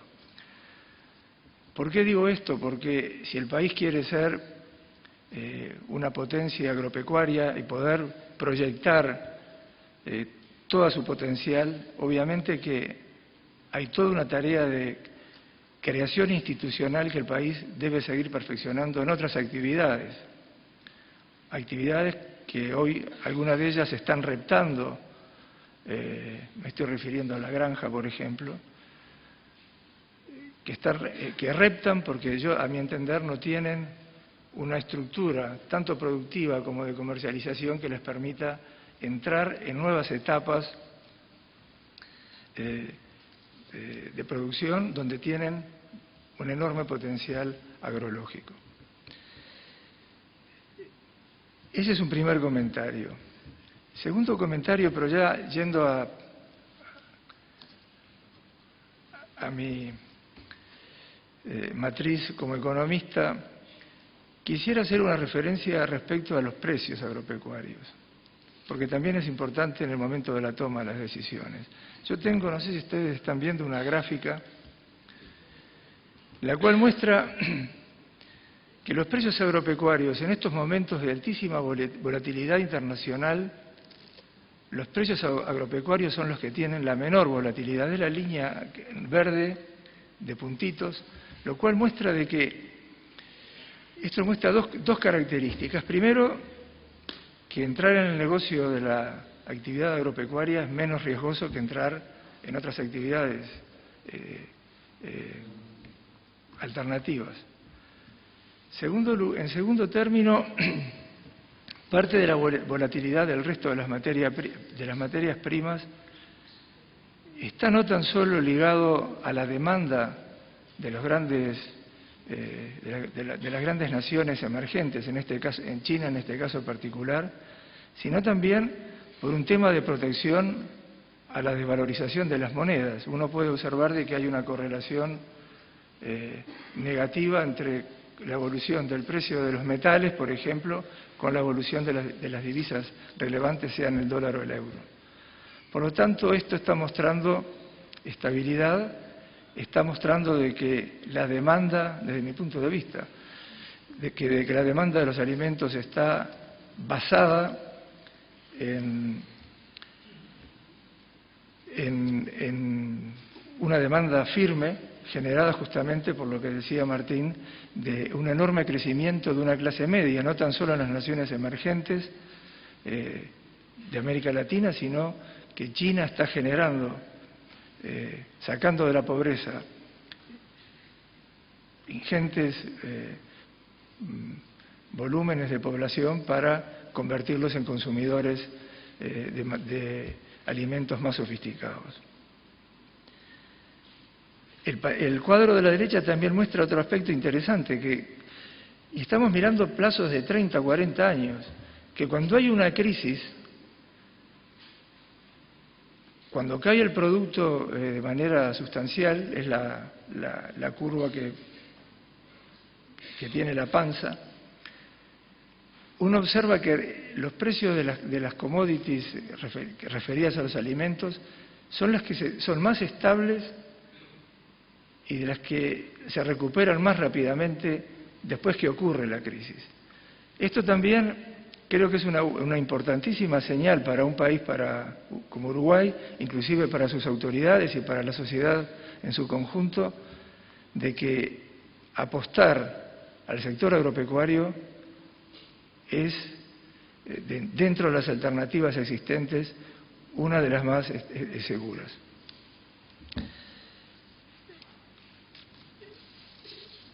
Otro aspecto, que esto ya es más, ¿cuál es el botón? Tengo otra gráfica, de la derecha. Acá tengo una gráfica que encontré que en algún momento y que siempre me ha dejado pensando, que se las presento a ustedes como dato y también se las presento a ustedes para motivarlos a las preguntas. En el cuadro de la izquierda ustedes tienen la evolución del precio real de los alimentos desde principios de la década del 70 a la actualidad. Ustedes pueden ver que recién a partir del 2000 hubo un crecimiento en términos reales del precio de los alimentos, pero que el aumento no fue sustancial. Es decir, tuvimos épocas de gloria en la década del 70, quizás una de las explicaciones fue ese desplome brutal del precio real de los alimentos, la política de la Unidad Europea, la política agrícola común, que entró a los mercados y los distorsionó y hizo que el precio de los alimentos tuviera ese comportamiento. Yo no tengo una buena explicación, pero esto es un dato. Y también tiene, comparado con lo que pasa con el precio de la energía en el panel de la derecha, también tiene un aspecto que creo que es positivo. Hoy una de las preocupaciones, una de las preguntas que hacen los empresarios es decir, bueno, esta bonanza de precios es sostenible, no estaremos con unos niveles de precio que son de locura, que no se van a poder mantener. Bueno, quizás el panel de la izquierda está dando una respuesta. El panel de la izquierda dice, no están tan altas en términos reales, y ese crecimiento no es por un tema especulativo, sino simplemente por una demanda internacional agregada que antes no estaba, que pueden posibilitar que esos niveles sigan para adelante. El segundo comentario, que también Martín lo mencionó al principio de su presentación y que creo que es cardinal, es que estamos frente a un cambio estructural histórico. Quizás en los últimos 500 años tuvimos una economía y corrientes comerciales, culturales, etcétera, todas explicadas primero en el Mediterráneo y después del Mediterráneo a través del descubrimiento de América se convirtieron en un comercio del Atlántico. Es decir, el mundo, las dos orillas del Atlántico se miraban, comerciaban, pero hoy eso ha rotado con la aparición de China y de India. Y eso tiene, desde mi punto de vista, una enorme importancia. Primero porque tenemos que mirar todos los países y en particular Uruguay hacia lo que está aconteciendo en ese continente. Y eso por varias razones. Primero porque muchos de nuestros clientes, que pueden estar en Europa, que pueden estar en la región, dependen de lo que está aconteciendo en China. No nos olvidemos que hoy el principal destino de las exportaciones de Alemania es China. Antes eran los socios de la Unidad Europea. Hoy el principal mercado exportador en su totalidad de Brasil es China. Me pregunto qué pasaría con Argentina si no estuviera la demanda agregada que China ejerce sobre los oleaginosos. Por lo tanto, eso nos está marcando un cambio estructural que recién comienza y que creo que tiene, no me aventuro a decir siglos, pero por lo menos décadas por delante. Y para ello y para terminar, permítanme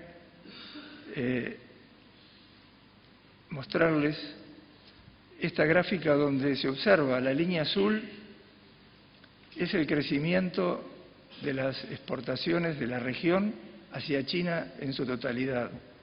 Para que vean ustedes que pasaron que estamos prácticamente en un lapso de 10 años duplicando la presencia como comprador de productos de América Latina por parte de China. Pero esta gráfica es más la siguiente es más impactante desde mi punto de vista.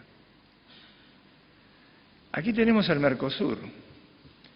Lo que aparece en azul es el comercio intra-Mercosur, desde sus comienzos a la actualidad. Lo rojo es lo que el Mercosur le está exportando a China. Con lo cual, acá podemos tener otra conversación. En primer lugar, que todo el desarrollo agropecuario, por vía directa o indirecta, que estaba la región teniendo, de alguna manera, extraccionado por China. Estamos hablando del caso de Brasil, estamos hablando del caso de Argentina y, por supuesto, Uruguay en defecto. Pero no tan solo eso, porque eso genera demanda derivada. Si Brasil exporta mucho más mineral de hierro a China, se va generando un aumento del ingreso de la sociedad brasileña que demanda más alimentos, donde los cuales Uruguay de alguna manera está colocando a través de sus exportaciones de lácteos o de arroz. Y esto termina en otra pregunta. Esto es quizás una de las claves de la crisis que hoy tenemos dentro del Mercosur. Es decir, los países del Mercosur, de manera natural y obvia, tienen que prestarle más interés a qué es lo que está aconteciendo con lo que motiva la parte roja de esa gráfica con lo que está explicado en la parte azul. Y por último, y como pregunta, que se mencionó también al pasar, pero creo que es muy relevante y también relevante para Uruguay, es qué papel tiene hoy, qué papel va a jugar el uso de los productos agropecuarios como energéticos. Sabemos que en Estados Unidos el precio del maíz tiene las cotizaciones actuales porque justamente por regulación hay que mezclar obligatoriamente un porcentaje de alcohol en las naftas. esa política seguirá hacia adelante. Uruguay ha entrado en esa política. Recién entramos, tenemos sospechas de algunos resultados, pero la pregunta es, ¿tiene sentido continuar en esa línea? Usar alimentos como forma de generación de energía es una alternativa válida y permanente, no tan solo en Uruguay, sino en el caso de Brasil o de Estados Unidos, porque fuera cual fuera la respuesta, hoy tendremos una evolución de los precios de ciertos productos agrícolas al alza, o si esa política se revierte por alguna razón, podemos tener malas noticias en cuanto a las cotizaciones. Muchas gracias. Muchas gracias a Carlos Steneri. Están llegando muchísimas preguntas y vamos a ir compartiendo ya algunas de ellas. Creo que es interesante a partir de los comentarios de Steneri y de Mondelli plantearle alguna reflexión a Piñeiro. Incluso podemos hacerlo sin ninguna pregunta previa. Tal vez, Martín, tú quieras hacer algún comentario respecto a lo que han dicho Mario o Carlos. Si no, vamos a las preguntas directamente. Bueno, justamente hay una pregunta que plantea aquí. ¿Qué incidencia pueden tener las limitaciones de infraestructura en lo que es la respuesta que Uruguay y la región de alguna manera tiene planteado para darle al mundo?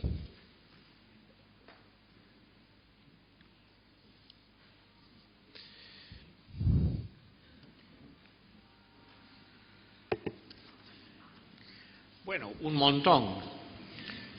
Obviamente la infraestructura es la base necesaria para tener una agricultura competitiva.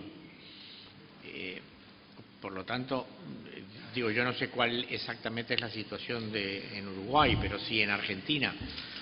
En Argentina la infraestructura se ha convertido en una limitante para el desarrollo del norte del país, que es un poco el lugar de la expansión de la frontera agrícola.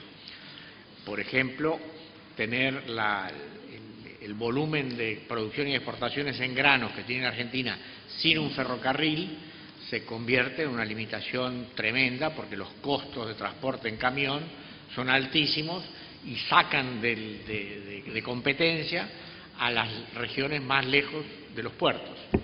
Entonces, toda la infraestructura es muy importante. El tema es que el desarrollo de la infraestructura es una inversión muy importante, que hay que calcularla y en general es inversión pública, y por lo tanto compite con todas las otras inversiones que tienen que ver con desarrollo social, salud, etcétera.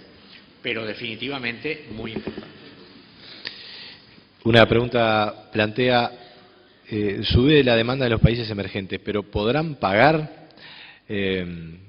Pide una reflexión uno de los asistentes respecto a bueno, esta situación del mundo, esa gran demanda, y bueno, si efectivamente eso en algún momento, bueno, puede tener algún tipo de cuestionamiento, sobre todo apuntando, me imagino, aquí el tema financiero, ¿no? Porque bueno, en algunos capítulos de la historia reciente, incluso las ventas argentinas a China, hubo en algún momento algunos problemas de pago, etcétera. Esa creo que es la incertidumbre que plantea este asistente. La parte financiera específica se la delego a Carlos. Pero, bueno, en cualquier comercio siempre hay la posibilidad de que haya algún problema de pago, pero en el comercio agropecuario nunca ha habido problemas reales de falta de pago por parte de los países importadores, y hay todos mecanismos que te cubren con respecto a eso. Y por otra parte hay que pensar que la demanda se ha creado y generado porque los países tienen capacidad de compra y por eso lo están haciendo. Así que no lo vería como un tema o una dificultad particular. No sé si, Carlos, querías comentar algo al respecto. De acuerdo con lo que dice Martín, y diría más, un país es como una casa, se aplican las reglas estrictas de la economía doméstica. Lo primero que se paga es la comida. Por lo tanto, la capacidad de pago de importación que tiene un país obviamente va a eso. Inclusive podemos recordar que en momentos de penuria algunos países recurren al trueque, es decir, no tienen divisas, pero trocan petróleo por arroz, con lo cual queremos decir de que por ese lado creo que no hay ningún riesgo. Hay un par de preguntas que plantean la situación del sector forestal. Se ha hablado de carne, leche, granos. ¿Qué importancia tiene la forestación en la proyección a futuro en nuestro país? Pregunta Virginia. Y también John dice, ¿qué perspectivas hay para la producción forestal? ¿Seguirán las mismas tendencias presentadas por los sectores pecuarios y de granos?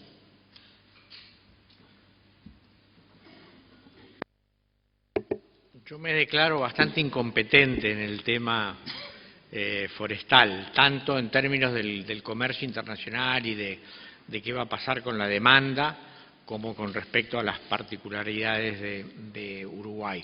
Así que no quisiera avanzar mucho en una respuesta a esa pregunta. O no me animo. No sé si Mario quería comentar algo, Carlos. Hay otro planteo que es, a partir de el enfoque que usted daba de inserción en productos de calidad, de que Uruguay se destaque en términos de alta calidad, ¿qué tiene que hacer la investigación y particularmente la universidad, el sistema de investigación en Uruguay con ese desafío?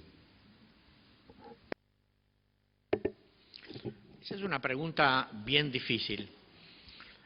Hace algunos años, no tantos, participé en una actividad con el Ministerio de Ciencia y Tecnología en la Argentina, justamente dirigida a ese tema, es decir, ¿qué se podía hacer desde el Ministerio como política de ciencia y técnica para promover la investigación de temas de desarrollo agroindustrial, específicamente agroalimentario? Lo que vimos, por lo menos en la Argentina, y me imagino que en Uruguay es bastante parecido, es que hay una distancia bastante grande entre las investigaciones que se hacen en las universidades y las necesidades particulares que tiene la empresa. Y que por, a lo mejor, la historia y cómo las cosas fueron desarrollando, hay bastante desconfianza entre las empresas que piensan que las universidades hacen investigaciones poco útiles y de las universidades con respecto al sector privado que consideran que tienen requerimientos con demasiado, que exigen resultados en demasiado corto tiempo y que además no están dispuestos a pagar por lo que es necesario para obtener esos resultados. Por lo tanto, si ese es el diagnóstico, si ese diagnóstico se aplica al Uruguay, me imagino que probablemente sí, hay como un tema cultural que trabajar, que obviamente requiere una política de ciencia y tecnología que trabaje sobre el comportamiento de las universidades y el comportamiento de las empresas y que tenga un programa de incentivos a ambos lados, porque de última la plata es el gran movilizador de voluntades. Y ese programa debiera tratar de articular y de establecer que haya ofertas por parte de la empresa y que haya respuestas por parte, que haya demandas por parte de las empresas en términos de conocimientos específicos y capacidad y voluntad de las universidades de responder ahí.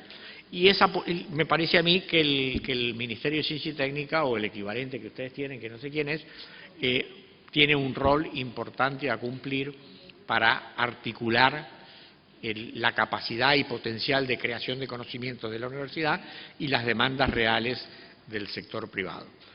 Ahora, esta es como la respuesta textbook, me parece, ¿no?, de cajón. Hay una dificultad ahí, y es que la gran mayoría, el sector agroindustrial, los que más requieren información y tecnología son empresas transnacionales, por lo menos en la Argentina, me imagino que en Uruguay es parecido. Y las empresas transnacionales tienden a resolver sus problemas tecnológicos con investigaciones que se hacen en la matriz. Y ese es un problema difícil de resolver, pero un problema que a mí me llama mucho la atención, porque implica que las empresas transnacionales no aprovechan y no utilizan la capacidad instalada en los países y por lo tanto tampoco promueven el desarrollo de la capacidad científica de nuestros países. Eso seguramente requiere una política especial y una política particular de negociación con las empresas privadas que solamente puede ser hecho al más alto nivel. Y como ejemplo no agroindustrial, el caso de Intel en Costa Rica. Intel se instaló en Costa Rica a partir de una negociación con el presidente de la República, y ustedes saben que el desarrollo de Intel se ha convertido en el principal rubro de exportaciones de Costa Rica, más allá del turismo, y ha generado toda una actividad de desarrollo tecnológico en el área de comunicaciones fenomenal, pero porque había condiciones bastante específicas y particulares en la negociación que se hizo, que obviamente tenía contraprestaciones de carácter impositivo muy significativos. Pero me parece que eso da una pista de lo que es necesario hacer. Y obviamente Intel era una industria nueva, con una gran capacidad, hicieron una inversión monumental para el tamaño de Costa Rica, y en el caso agroindustrial estamos hablando de pequeñas industrias, pero de todos modos me parece que eso da una pista de las cosas que debiéramos tratar de hacer. Mario, ¿querías comentar algo al respecto? Muy breve, yo creo que el énfasis en la importancia de la articulación entre los centros de investigación y las empresas, en particular en lo que son innovaciones o en términos de valor agregado, es particularmente relevante. O sea, es distinto cuando uno habla de tecnología que se van a adoptar por una empresa y los beneficios son apropiados estrictamente ahí. O sea, la apropiación de los beneficios pasa a ser un elemento mucho más importante, y sobre todo cuando estamos hablando de cadenas agroindustriales, ¿no?, donde el valor se va creando en distintas etapas, y entonces de alguna forma dinamizar inversiones a nivel de las empresas para generar innovaciones que luego no está claro la apropiación. Creo que eso es un obstáculo. Uno ve claramente de que las empresas de mayor tamaño tienden a internalizar verticalmente, o sea, hacen su propia investigación y sus nuevos productos y no ve tanto esa interrelación. Yo creo que quería apoyar eso. Aquí Pablo pregunta, bueno, una cuestión que había planteado Mario en su esencia: ¿cómo hacen los pequeños productores para integrarse a cadenas exportadoras? Una respuesta breve, por favor. ¿Bueno, para mí? Sí. Perfecto. Respuesta breve. Primero, es un gran desafío, y creo que lo puse en esos términos. Segundo, creo que hace un énfasis a justamente los modelos de integración, hace un énfasis en entender mejor cuáles son los modelos de participación de pequeños productores. Ahí entra, hay un cruce muy importante entre la coordinación horizontal y vertical. Hay, como uno ve en distintos países, la integración de pequeños productores como que va por dos avenidas. Una es la integración vía contratos, un productor, un procesador o una empresa ancla, y otras son grupos de productores que tienen ciertas capacidades de coordinación. Eso varía por sector en sector, es muy difícil generalizarlo porque hay especificidades muy importantes que hacen que las capacidades que existen. Pero creo que Uruguay tiene una muy buena trayectoria de capacidades de coordinación horizontal que se pueden aprovechar mucho más, pero creo que la avenida pasa por identificar claramente aquellos modelos de integración exitosos y repensar cómo eso se puede expandir hacia otros. O sea, identificar cuáles son las restricciones que están haciendo que muchos productores no entren en ese, pero claramente en cada sector uno ve algunas experiencias exitosas que nos dan algunas luces a seguir. Creo que pasa por ahí la... ¿Cuáles te parece que pueden ser? ¿Algún ejemplo, si puedes poner? Tengo uno en la cabeza muy presente, que es el caso de Citrus, que es un gran desafío, un rubro donde está muy concentrada los exportadores, son productores exportadores de gran tamaño, 5 o 6 empresas, 80% de la... Y luego un conjunto muy importante de productores. Esa estructura de mercado, creo que esa estructura de actividad creo que es creciente en muchas actividades, donde los productores no quedan completamente excluidos, pero sí hay una creciente concentración en grandes empresas. Entonces, ahí es un claro ejemplo donde hay algunos casos de coordinación horizontal, el caso de una cooperativa Agrisur que se inserta claramente exportando directamente. O sea que es un rubro donde te da indicios de que se puede, pero quizá para expandirlo eso a otros productores o otras realidades de productores quizá hay que pensarlo un poco mejor. Sí, Martín. Este es un tema, me parece a mí, tremendamente importante desde el punto de vista como conceptual y como práctico. conceptual y político, porque es uno de los temas políticos que están permanentemente en la discusión de la política agropecuaria y de cuál es la estrategia de desarrollo agropecuario. Y yo quiero hacer dos comentarios desgraciadamente negativos. El primero es que hay un estudio que hicieron los de RIMISP, que son tu competencia en Chile, bastante amplio sobre como qué había pasado, qué situaciones, qué casos de éxito y de fracaso, etcétera, había ocurrido en términos de cómo los pequeños productores se habían podido enganchar en sectores donde hay integración vertical y demás. El resultado de ellos es bastante negativo, es que hay muchos más fracasos que éxitos y que por ahora el proceso de transformación de la estructura agraria, de concentración en la producción primaria, de integración vertical y concentración en el sector industrial y comercial, estaba más bien dejando a los pequeños productores afuera que adentro. Y que por lo tanto lo que se está haciendo no alcanza. No digo que lo que se esté haciendo esté mal, probablemente lo que se está haciendo está bien, pero no alcanza. El segundo comentario, que sí es más conceptual, es que hay que, me parece en esta discusión, aclarar bien qué queremos decir con los pequeños productores. Porque si uno mira las cifras de pequeños productores en América Latina, de nuevo, uno ve que el 70% de la producción, o el 80% de la producción, entre 70 y 80, de la producción que se adjudica a los pequeños productores, es realizada por el 10% de esos pequeños productores. Entonces, si uno mira esos datos, y eso no solo en América Latina, sino ahora pienso en datos que hay en la FAO, que he estado mirando en la FAO, si uno mira al universo de pequeños productores, lo que en realidad resulta es que de ese universo, el 10 o el 20% son productores agropecuarios pequeños, es decir, agricultura familiar, pero que tiene suficientes recursos de tierra y de capital como para ser una empresita. Una mini empresa, pero una empresa viable. El otro 80% son en realidad households, ¿cómo se dice? Households, hogares rurales, donde viven en el sector rural, hacen algún poco de agricultura para autoconsumo y a lo mejor para un poquito de venta, pero que el ingreso agrícola es menos del 50%, en muchos casos el 20 o el 30%. Y el resto del ingreso es por empleo, por servicios, por prestación de servicios agropecuarios o no agropecuarios, por remesas que tienen del exterior, etc. Entonces, ¿por qué digo todo esto?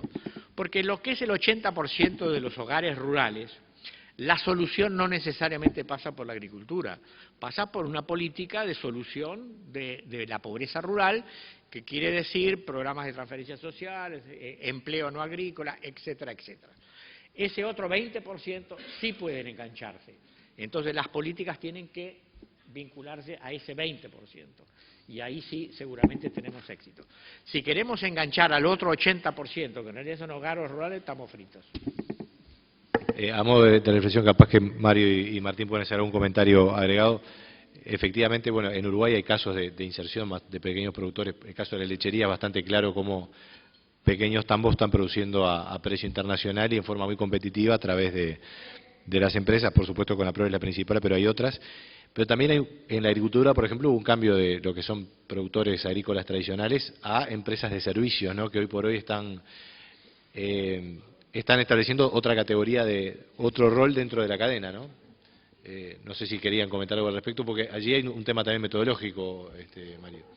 Ya no son más productores, en definitiva.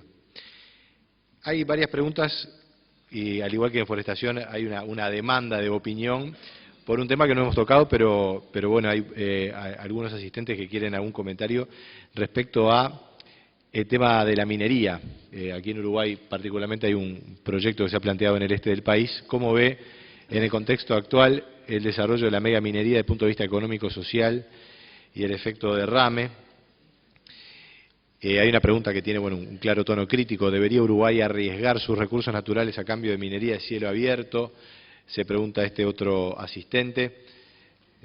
No sé, Martín, tú tal vez tengas alguna, o por lo menos en el antecedente internacional, porque claro, la megaminería también es parte del escenario agrícola, ¿no? Del uso de la tierra, obviamente, ¿no? No, yo me declaro totalmente incompetente para hablar de la minería. Solo diría de que hay países de América Latina que la minería recientemente, Perú es el caso más ejemplar, se ha convertido en el principal motor del desarrollo. Y de lo poco que sé de la minería, hay minería que es muy contaminante y hay minería bien hecha que no tanto. Entonces, me parece que sobre todo en los países tipo Perú, tipo Ecuador, tipo Chile, donde la minería es potencialmente una fuente de recursos central, en la medida que se haga bien, me imagino que es una oportunidad que esos países no debieran dejar de lado. En el caso de Uruguay, como no tiene la región andina, no tengo mucha idea de cuál es la minería que hacen acá, pero digo, y por lo tanto de ninguna manera quisiera hacer un comentario particular sobre el país. Gracias, Martín. Hay un par de preguntas a Carlos Steneri. Una que es muy general: ¿puede Uruguay aprovechar el cambio de la demanda mundial? Y la otra dice, si cambian las condiciones financieras internacionales, ¿qué puede pasar con los precios agrícolas? Respecto a la primera pregunta, yo creo que ya se mencionó aquí. Estamos viviendo en una oportunidad de oro. La coyuntura internacional, tal como está, va a seguir deteriorada en los países desarrollados, lo cual implica baja tasa de interés, enorme liquidez que va a buscar oportunidades de inversión en los lugares donde los retornos sean mayores que en los países desde donde provienen esos fondos. Por lo tanto, nuestra región y nuestro país en particular, que siempre fue carente, porque tiene una tasa de ahorro doméstica muy baja, carentes de recursos para financiar inversiones, tiene la oportunidad de oro, dado los precios internacionales que yo creo se van a mantener, de hacer justamente inversiones en infraestructura para mejorar la productividad del sector exportador y en particular del sector agropecuario. Segundo, aumentar la propia productividad agropecuaria. Tercero, invertir más en investigación y desarrollo agropecuario.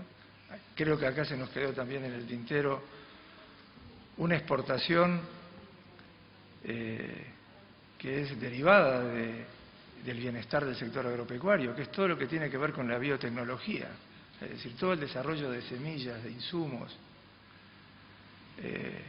pueden hacerse localmente. Inclusive hay experiencias, tanto en Uruguay como en la región, de que determinado tipo de semillas, por ejemplo, me estoy refiriendo al arroz, fueron desarrolladas con variedades externas, pero fueron desarrolladas y perfeccionadas en el Uruguay.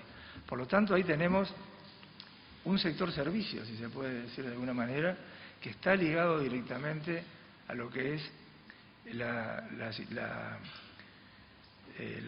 performance del sector agropecuario. Respecto al segundo punto, yo creo que ya lo contesté. El mal tiempo va a continuar en los países desarrollados. Ese mal tiempo, uno no sabe muy bien qué posibilidades tiene de derramarse sobre nuestros países, pero una de las gráficas que yo les mostré indica que cuando hay volatilidad y el producto bruto de los países desarrollados cae por debajo de su potencial, la volatilidad de los precios de las materias primas alimentarias es muy bajo. Por tanto, yo sinceramente no veo mayores dificultades, con lo cual no quiero decir que no haya alguna turbulencia coyuntural, pero no un desplome de la tendencia que estamos viendo en estos momentos. Muy bien, hay algunas preguntas más, pero ya estamos pasaditos un poquito del tiempo. Al doctor Martín Piñeiro, especialmente, muchísimas gracias por estar con nosotros. Por supuesto, a los panelistas, al economista Carlos Steneri, economista Mario Mondelli, y muchísimas gracias a todos ustedes. Quedan más preguntas, pero bueno, como es habitual, se la vamos a dar en su totalidad al conferencista, y los estamos invitando ahora a compartir un brindis como siempre, y por supuesto, para fines del mes próximo, para ya abordar el enfoque ambiental, ¿verdad?, de todo lo que es el desafío de desarrollo agropecuario. Muchísimas gracias.